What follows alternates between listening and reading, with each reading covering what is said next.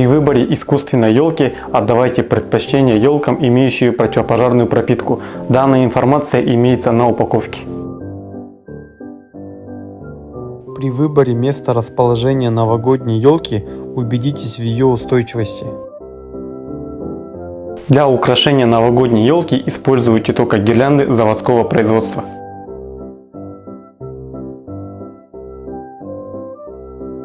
Нельзя украшать елку горючими материалами. Нельзя устанавливать новогоднюю елку вблизи отопительных приборов.